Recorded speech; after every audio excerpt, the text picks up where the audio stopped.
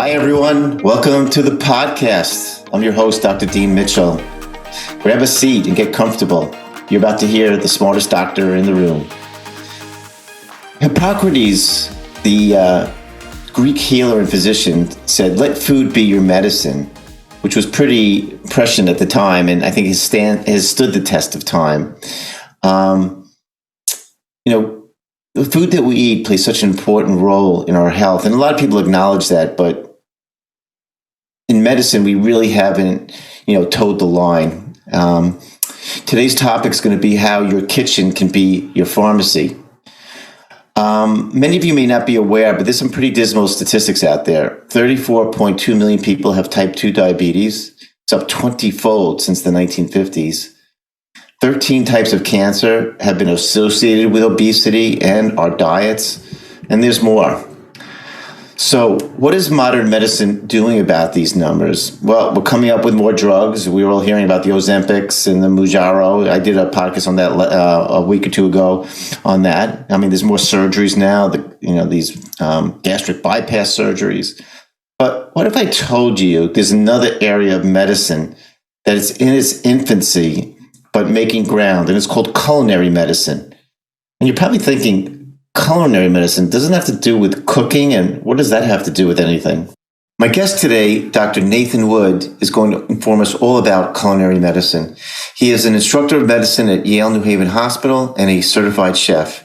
He is at the forefront of this new area of culinary medicine. So it's my pleasure to welcome Dr. Nathan Wood to the podcast. Hey, Dean, thanks for having me. Okay.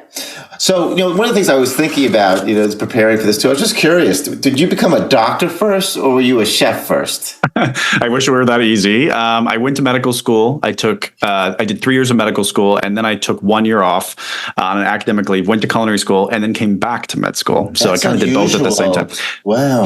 Yeah, my dean said the same thing. Or you just had this passion or were you not sure about your career path? Because that happens. Sometimes people are in medical school for a couple of years. They're like, don't really know if this is what I thought it was going to be. Or right. Was it just you were just so excited about cooking? It was a bit of both, to be totally honest. Yeah. Okay. So I had liked cooking for a long time, and it had been kind of this dream of mine to go to culinary school. But I don't think until I was totally thrown into 80 plus hours a week of studying anatomy and physiology that that yearning got strong enough to where I was going to do something about it. Right. And so that's when I decided, hey, listen, I really see my future career combining food and medicine, but I have no formal training in food. I was a good home cook for sure, and I had done a lot of research on nutrition. But I said, if I really want to do this in my career, I have to get some more professional training. And so I snuck away to do just that. Where did you do the culinary training? I forgot. I saw it somewhere, but I forgot. Because there are a few places, obviously, that are really well known. Right. Yeah. I wish I could say I went to the Cordon Bleu in Paris, but couldn't get loans. I wish I could say I went to the CIA in upstate New York. Right. I had dinner there once, so it was actually a very cool experience. Oh. Excellent place. Everybody walks around with the big white hats and serving. It's really an experience for any of our listeners. If you ever get a chance to go up to what's in is that Poughkeepsie? Is it or is it Hyde Park? I think right. Hyde Park. Okay. Yeah. Yeah. They get really into it up there, right? 4-year program, so they really you come out of there knowing what you're doing. So I went to the Institute of Culinary Education, which is down in Lower Manhattan. Loved my education and time there. Yeah. Great. Okay. All right. So let's, for our listeners, help them and to understand a little bit. Really, what is culinary medicine? How would you explain it to one of your colleagues? And you're doing some really great work in this area. So, explain to the listeners what that is and maybe what is even the goal of culinary medicine. Yeah, that's a great question because I think, like you said, this field is so in its infancy that everyone for a while had their own definitions. And when I started in this field, I didn't even call it culinary medicine. I called it culinary nutrition. And it took us a while before we really settled on this term culinary medicine. But what culinary medicine is it combines medical education, medicine, nutrition science, and hands-on cooking. Combines all of it. And really, it's for two different populations. One population is patients, and that's pretty easy to understand the goal. You bring them into the kitchen, you teach them about evidence-based nutrition, and then you show them how to put that into action immediately by doing this hands-on cooking. So then they're able to, the goal is better manage their chronic diseases using, like you said, their kitchen. So that's one population, but there's a totally separate population that we teach culinary medicine to, and which is my current focus in my master's program, where it's actually on medical medical trainees. So PA students, medical residents, and even continuing medical education for practicing physicians and other healthcare professionals. There, it's less so on here is how you need to change your diet, and it's more so on you need to know about nutrition, and we're currently not doing a good job of teaching it to you, but we're going to make it fun by doing it in this teaching kitchen. And in that particular group, we think of the teaching kitchen as kind of the laboratory component of the otherwise traditionally didactic nutrition-based education. It's Michelle Hauser, who's a huge behemoth in the field, who really first described that. That's really great because, so many patients, I have a unique practice in New York. I'm really lucky. I do a lot of functional medicine with my immunology practice. And what really impresses me is that so many of the patients, I honestly, I guess in my environment, are very educated about diet. And they come to me, a lot of times they'll say to me, they're so disappointed that other doctors that they've gone to, and sometimes specialists, for specific reasons, but they got no nutritional input on what they should do. It was just like, take some pills, do this, and they really wanted more. So I think this is really an exciting and an optimistic thing that patients really want. Again, it's like, there's probably no CPT code, that's a code that doctors have to use to bill for this kind of thing. But, I think people are starting to realize, right, that this, in the long run, can make such a difference. Patients, like you said, are really searching this out. I even see memes online or things that my friends back from home will post on Facebook. And it's like, if you go to the doctor and all they're talking about is pills, right, you're talking to a pharmacy rep, not to a holistic physician. And so I think really the way of the future is combining lifestyle and medications. Yeah. And then again, what you're doing is so important. I mean, even teaching the medical students, the future generations of healthcare providers is the key to realize this is so important. Let's transition to something that's really important. You mentioned in an article that I was reading that you had published in the Journal of Healthcare Leadership, a couple of really important points. And one of the things I think you said was that doctors are actually no match for the food environment. And as we both know, food and nutrition is clearly a socioeconomic issue. And unfortunately, it appears that impoverished areas are more prone to, the poor selection of foods. I mean, unfortunately, all you have to do is drive through certain parts of town, and when you see all the fast food, I shouldn't name names, but we know what those fast food places are, and they tend to target, low socioeconomic areas. And unfortunately, a lot of these places don't, have the most nutritional food. So maybe you could explain also again for the listeners a little bit about in your publication about food deserts and food swamps. Yeah, I was just going to bring that in. Yeah, because I think a lot of people are familiar with food deserts, but food swamps, I think for a lot of the listeners will probably be a new term. I know when I teach it to my residents and medical students, PA students, that's a new term. So we've known for a long time that there exist these areas where it's just hard to get food, right? And we call that a food desert, right? And there's generally nutritional insecurity. So it can be hard to just get food in general. And this is really common in more rural areas where you have to drive 30 minutes to the nearest restaurant or supermarket. But in urban areas, we have these so-called, food deserts where there's no nutritious food nearby, but simultaneously those areas are food swamps. And in food swamps, you have a huge glut of fast foods and ultra processed foods that you can get from bodegas, convenience stores, gas stations, liquor stores, right? So not only is it hard to find nutritious food, it's very easy to find these unhealthy, ultra processed foods.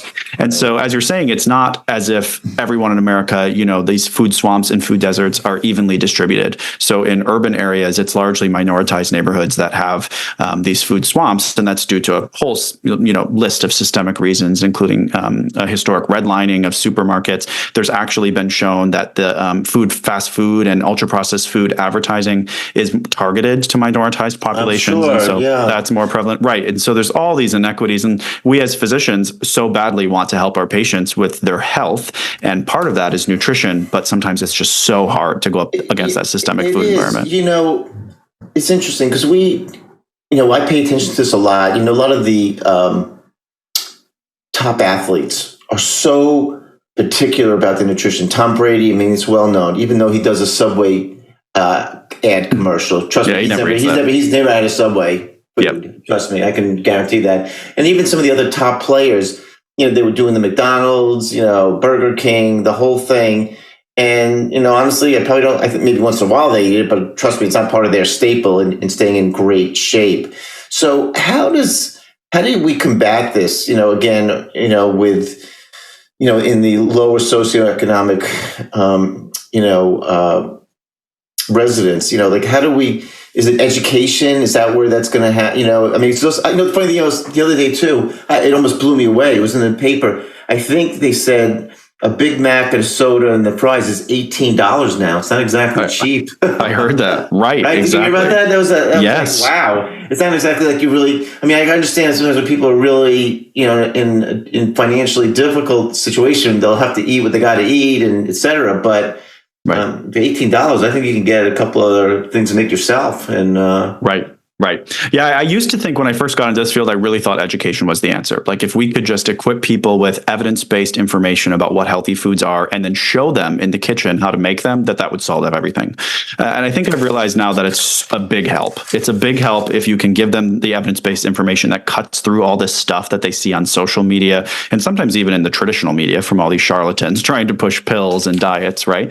$8 billion industry every year in the United States. But I don't think education is totally the answer. And so we as physicians have these individual tools, like I always like to tell my students. And, so we can refer patients for resources with our social workers for SNAP and WIC. We can teach them about, the value and affordability of canned vegetables and legumes and frozen foods and how to buy things in bulk and when they're in season to make things cheaper. And we have kind of these little tips and tricks that we can give. But really, we would say this is a systemic issue, and the sociologists would say it requires a systemic solution. And so I encourage my residents and future physicians to kind of use their privilege and voice to advocate for those more systemic solutions. So those are kind of the two levels on which I think about it, and there's a lot of work to be done on both.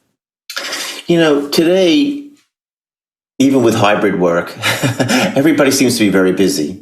Yes. And they seem like they don't have time to cook. And we'll get into this. Some really interesting companies that have done things to try to bring back the joy of cooking and, and dining, really. But, for many decades, takeout food has dominated people's lives. They're tired after a full day of work. They don't want to shop. They don't want to spend the time to cook.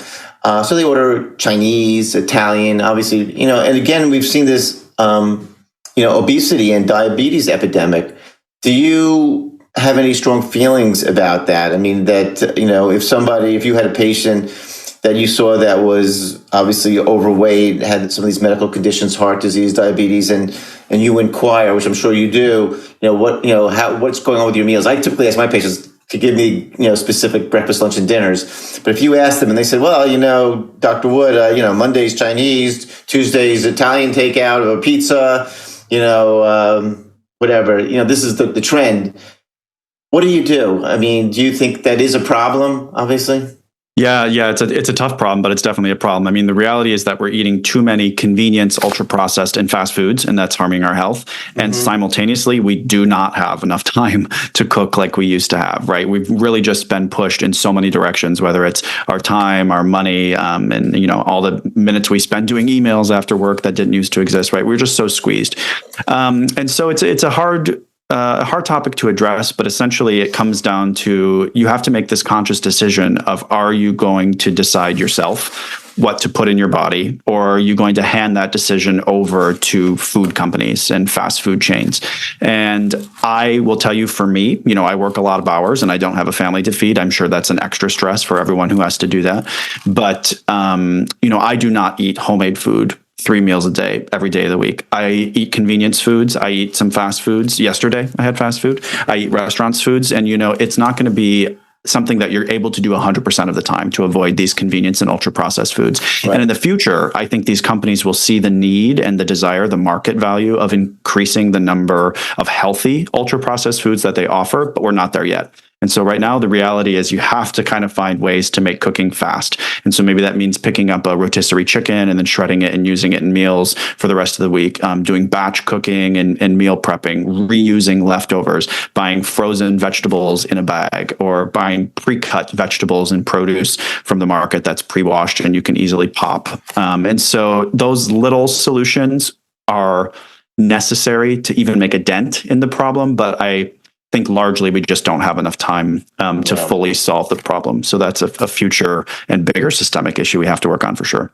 Yeah, I see a nice yuppie solution that's been going on in New York. A lot of the young not just professionals, people there, they do order this thing Blue Apron, like where that's what it is, where the food is like sort of the amounts and everything in proportion, and then they cook it, which seems like it's healthier. I like it. It's better than I have to say one thing about those meal prep kits, and I've tried a bunch, is that they're fun, right? It shows up on your doorstep. It's free. You cut a few ingredients. It has photos that tell you how to follow it. Definitely healthier than takeout. Gives you a few, kitchen skills that then you can build on and build some confidence. I think it's a great place to start if you have the funds to do it. One of the things you must truly appreciate as a chef, that, again, we were talking about all this, everybody's in a hurry and everything too, is the enjoyment of dining, and, in so many cultures going back hundreds of years, to have a little bit of a feast of food was a huge pleasure. So they weren't going to, just quickly eat and run. They were going to sit and enjoy that food. Today, again, when there's a lot of abundance, we don't do that. Any tricks or things that you recommend to your patients or any of your medical residents? Like, how do they learn to enjoy food? Yeah, I think mindful eating is something that's been for far too long underappreciated. I know I've unappreciated it until recently as I've learned more about it. And it really involves, it sounds like a chore, right? Like almost like, I'm going to have to meditate while I eat. Like, let me add that to the list. But it's less of that and more of like, how can I get every last ounce of enjoyment out of this thing I'm already doing, which is eating, right? So if you really think about how it feels in your mouth, what the flavors are like, if you think about what it took to prepare it, where the food came from, if you limit distractions, so you're not just mindlessly shoveling food in while you're, scrolling TikTok or watching YouTube, that really can increase your enjoyment and help you pay attention to how full you are, so that even when you get done eating, you continue to feel better because you didn't eat too much accidentally. So I think that's a big part of it. But I also think it's a little bit like lifting weights. When you first start lifting weights, you're like, gosh, this is such a slog and I'm in pain all the time and I do not have time for this. Where's the benefit?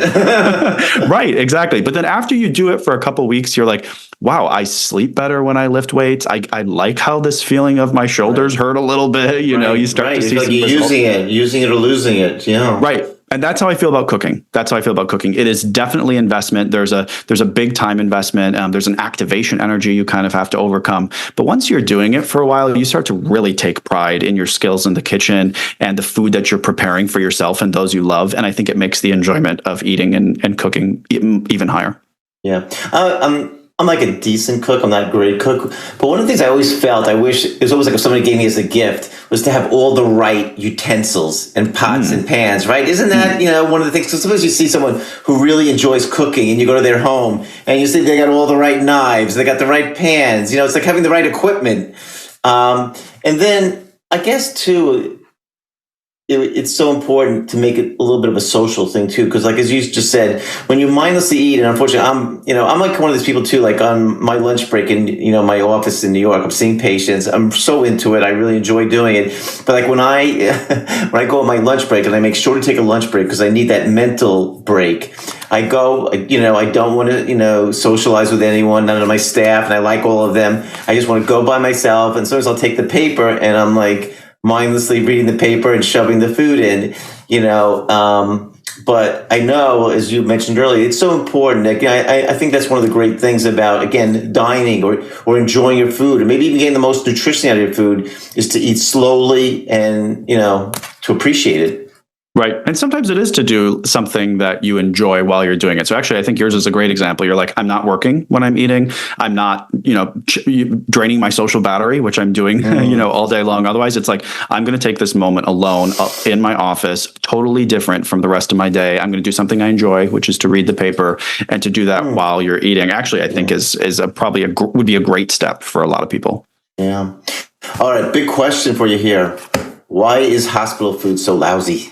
Oh gosh, man! I wish I could figure that out too. Let's say if they would have. Okay, then here you go. You're the prime minister at Yale New Haven of the food that the patients are going to get. If you had an unlimited budget and you had full control, what would you do to make Yale stand out versus all the other places in the country? Again, with your pedigree of being a chef and a doctor, I'm putting a lot of pressure on you. You know that. Yeah. Well, I can tell you what's wrong is that. Tell me what's wrong, and then I'll throw out a couple of my crazy ideas. But what's wrong, and what do you think could be fixed? Yeah, I think it's People the same. complain about that too. Oh my they're gosh. sick, and they're like, I can't eat this food. Oh, it's terrible, the food we give patients in hospitals. And I've worked in a lot of hospitals. It's not just Yale New Haven. This is a systemic problem. Again, I keep using that word, right? But it comes down to cost. It's the same reason that our school lunches are not good. I remember the school lunches I got, abysmal, right? And it's the same thing that we're doing in the hospitals. So frequently I'll see patients in for, a variety of reasons, whether they're metabolic or otherwise. And then I'll walk in to see like kind of rubbery pancakes and like overcooked turkey sausage and orange juice. And I'm like, what are we doing to these poor patients? They eat better at home, right? So, I think there would be some customization. So maybe there would be like a completely plant-based, an omnivorous, and a vegetarian option, right? And then you could, there'd be subtle ways to kind of encourage patients to like try out a few of those. There would be a lot of vegetables that are not just like frozen without a sauce, right? So if you can make vegetables cool and incorporate a lot of different ethnic cuisines. So I think people would be more excited to try some of these things that are traditionally seen as like, broccoli, but with an, Asian peanut sauce or something like that, some garlic and ginger could be delicious, right? So incorporating vegetables in interesting ways, ethnic cuisines. I think we miss out on plant-based proteins because it's truly at the scale that hospital kitchens cook food. It's just hard to do proteins, sometimes animal-based. Well, I was about to ask you, do they actually cook the food? It just seems like everything is just reheated. I think they actually make... They do a little bit of both. Okay. Yeah. So, here in particular, I hear about like the shepherd's pie. That's a good one. Or people really like the chicken stir fry. And so I know some of these things are made in house. Other things are definitely just warmed up for sure. Right. Yeah. So I think it's just investing in quality ingredients and getting people to cook them with love. Right. But that takes a lot of money and a lot of time and a lot of talent. So thank you for making me the prime minister. I'll get to work. Yes. Well, we need that because, it's funny, like one of the hospitals where I worked, look, everybody's always doing their thing too, especially like in New York. New York has a lot of very good hospitals. They're always competing for patients. And I'll never forget, once when, a family member of mine or something had to be admitted or whatever, should we have them go to, like, there was a special floor where people got like their own like special menus, it was like, the carpeting on the floor was better, and like you're looking at it like, okay, you're in a hospital. This is not supposed to be the Ritz-Carlton, but why shouldn't most people get it? And I also remember too, and you probably remember this too, I'll never forget, it was like almost a joke on rounds, like when we were in the coronary care unit, we'd be making rounds in the morning, people who just had heart attacks, whatever, what was on their tray? Bacon and eggs, and some hashed potatoes, So, I guess, I've worked with people who have no medical degrees, but they were extremely talented in nutrition, and some of them worked in health food stores, which is crazy, but and they had a whole following of people coming to them. It's almost like you needed to privatize this thing so that people got the greens. They got really, let's say when people are sick,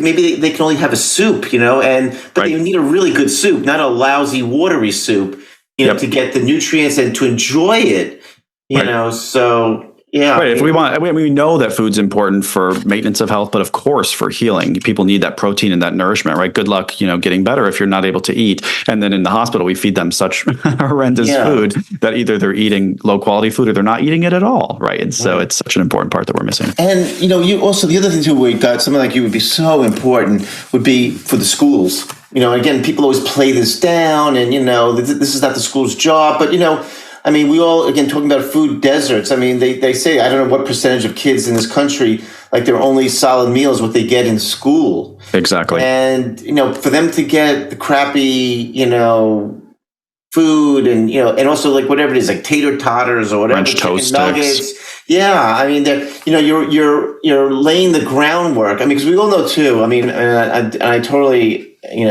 have this with my own problem. Like, when I'm sick or I don't feel good or I'm super stressed, I go to the comfort foods, and those were foods that like my mom or grandmother made for me, either when I was sick, and they weren't always the best kind, but I can't explain it. They just go down real easy when you don't feel good. So again, if these kids are getting exposed to those kind of foods early on, of course their taste buds are going to say, "Oh, broccoli? I'd rather have a tater totter." Exactly. We're training them. In school, we're training kids and their brains in so many ways, but we're also training their appetites.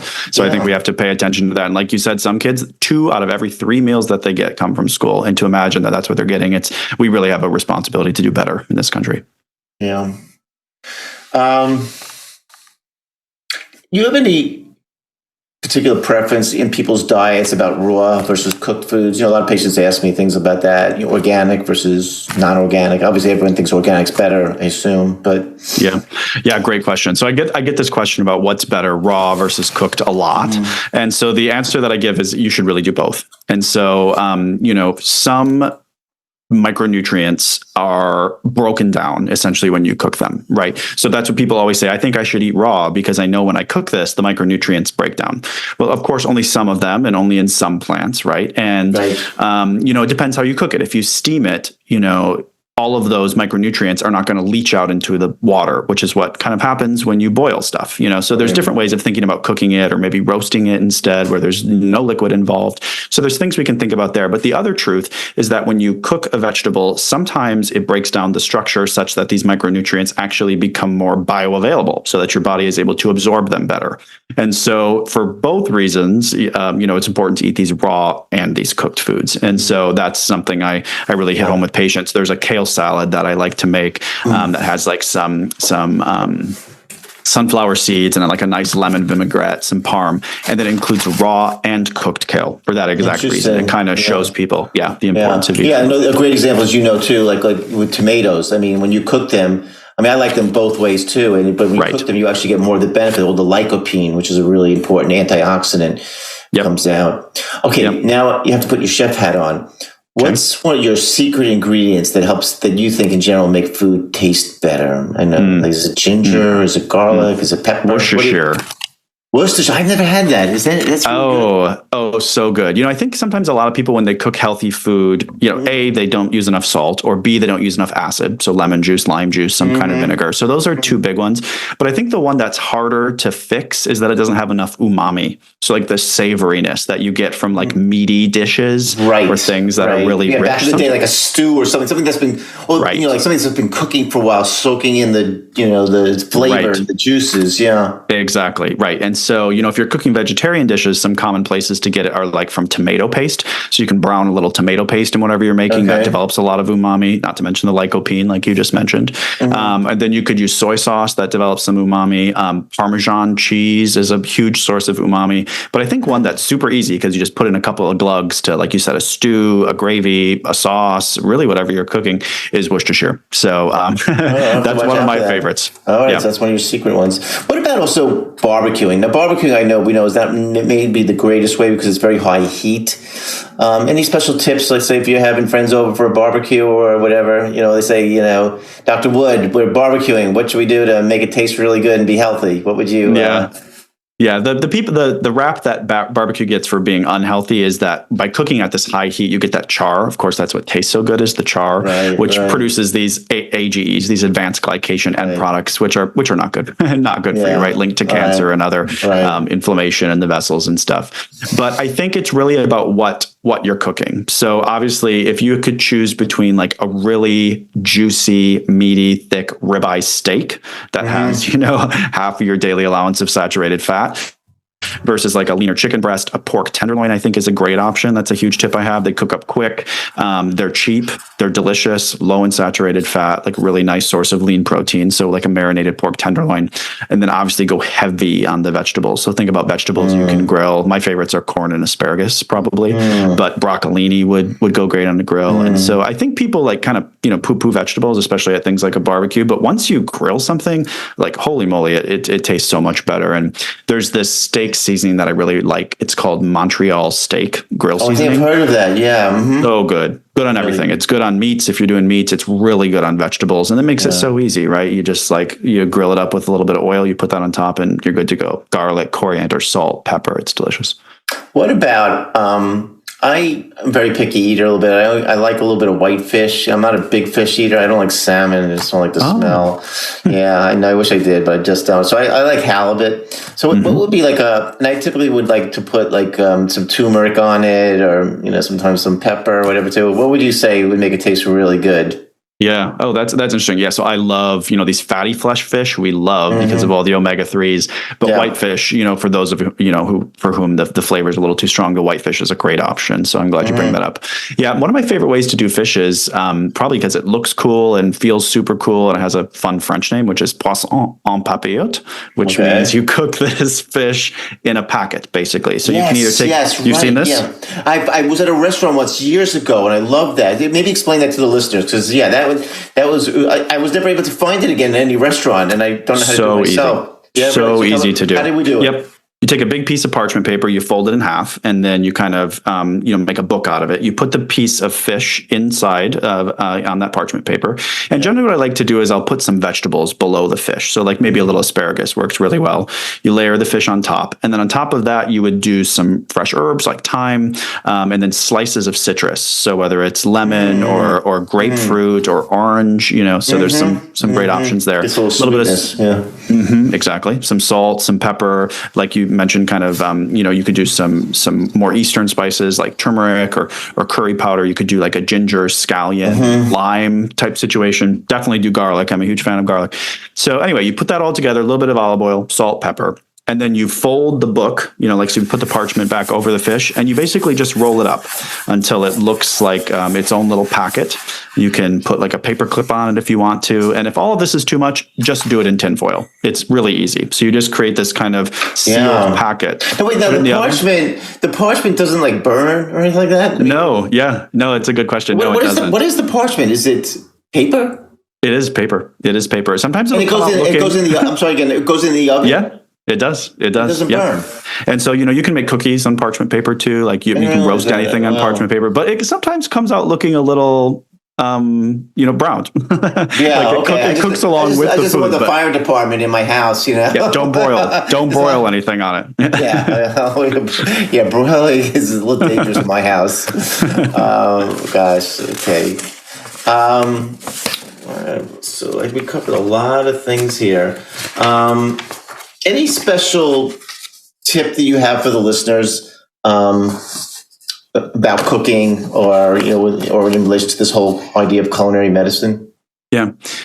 I think a lot of people like the idea of eating healthy and they like cooking, but sometimes combining those two is really difficult. So I would say my top tips are don't be afraid to use a little bit of oil, right? Especially like olive oil and these other vegetable oils are full of unsaturated fats. They're very healthy.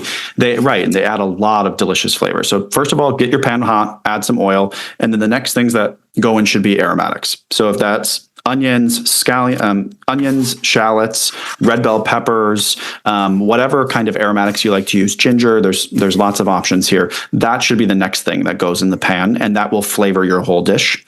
And then I would say whenever something on your pan turns brown, so when you have a layer of browned something on the bottom, whether it's from vegetables, whether it's from chicken, get that brown stuff off the pan and into what you're eating. That's where all the flavor lives. So it's called fond. F-O-N-D is the French term for it. And what you have to do to get that fond off is to deglaze it. So you either add a little bit of wine, a little bit of stock, a little bit of water, and that brown stuff will come right off the bottom of the pan. Mega flavor there. You cannot leave that behind. And then the two things that I mentioned earlier, be sure to add enough salt. Obviously speak with your dietitian and your cardiologist if you have some heart issues, but remember the vast majority, I'm talking as much as 90% of the salt that we get in our diet every day come from prepackaged, convenience, fast and ultra processed foods. Exactly. Not from what we're making at home. Right. So any specific salt? Sometimes people say Himalayan salt, or does it matter? Or I use kosher, but just because chefs like to grab their salt with their fingers. Yeah, you always see kosher salt in all these recipes. You can use table salt, but table salt you would use less because if you think about like taking a tablespoon, what you're like measuring salt in, the kosher crystals are so big that when you have a tablespoon, you're having lots of spaces of air in there. So 1 tablespoon of kosher is not nearly as much as a tablespoon of table salt, which has much smaller crystals, right? So be careful about how much salt you use. I use kosher. You hear a lot of things about like using these salts that have like minerals or like things from like sea salt. Don't worry about it. Yeah. And then I would say there's actually this salt that's made, normal salt is sodium chloride, but you can buy potassium chloride. Is that good? Is that it healthier? No, It's definitely healthier because doesn't most taste of us as good though. does not taste as good. Most of us don't get enough potassium. If you have chronic kidney disease, be very careful about using this, right? But for the rest of us, it's good because it's basically like taking a potassium supplement, and you can use less of your table salt. So I would say up to 50% of the salt that you usually put in a dish, you could substitute with this potassium chloride. More than that, and it tastes a little metallic. Okay. Actually, I have one more question I want to ask because, a lot of my patients, and including myself, I love eating eggs. I try to go a little bit more with the whites for cholesterol reasons, but I like hard boiled. Recently, I like soft boiled. Any tricks of the trade to make any of this stuff to make eggs delicious? Oh, yeah. So you're right. There's a lot of good ways to do it. So the two ways that I like to do most of the time are marbleized. And marbleized? What is that? Marbleized, and then I do a soft boil. So the marbleized is like usually when you think about you making scrambled eggs, you get them in a bowl and you really whip them together with like maybe some dairy until they're really, milk really or something. Yeah. Exactly. Yep. Until it's totally homogenized, and then you dump it in and cook it. So that's scrambled eggs. With marbleized eggs, you put like a little bit of butter in the pan and then you let it melt. You crack the eggs directly in, and then you kind of let them be for a while and act like you're going to fry the eggs. And then when the whites start to cook, you start stirring them around a little bit more. And then at the last second, you break the yolks and stir that all together. And so the eggs are not like this homogeneous pale yellow mix. They're like kind of marbleized. There's some white streaks, there's some yellow streaks, and there's no dairy. There's no dairy. It's just butter and eggs. So that's my favorite way to do them. And the key is the flavor is in the moisture. So you have to take them off when you think to yourself, oh, these are almost done, but they're not quite done. And then when you get them onto the plate, you'll get some carryover cooking, and they'll finish cooking, but still retain moisture, which is where all the flavor is. When you're doing like any of like scrambled eggs, so you heat the pan up first for like about 10 minutes or whatever, just to get it nice and hot, and then do you lower the flame, or doesn't matter? I heat it up on like a medium low heat. Right. Yep. And then just leave it there. So I would say it takes maybe a minute and a half to really warm up. And then I add in the butter. And then once the butter's melted, the pan is warm enough and you can go to town with the eggs. Interesting. Yeah. And then the soft boil, it sounds like you do too, is my other big hack. You bring water up to a boil, you drop it in 6 minutes, and then take it out. Yeah, no, they're delicious. Eggs are a good meal. It just kind of really sustains you for hours. Love having it for even lunch with some salad. Yep. Well, this was super informative. I really hope my listeners take this whole thing to heart because, culinary medicine and, we've been hearing for decades how doctors aren't taught nutrition in medical school. They don't care about it. And I think the new wave of physicians and in the healthcare, we realize this is the key so that we don't become, a pharmaceutical nation, which we are already. Dr. Wood, thank you so much for taking the time to come on the podcast. And where can any of my listeners find out more about your work in culinary medicine and what you're doing up at Yale? Yeah, absolutely. So my website is drnatewood.com. So they can check me out there. And then my social media handles are at drchefnate, Dr. Chef Nate. So you can check me out there. All right. I think you got to come up with a book if you haven't had one already. Right? Reading my mind. That's your next project. That's right. Okay. Thanks, dude. All right. Take care. Nate, thanks so much.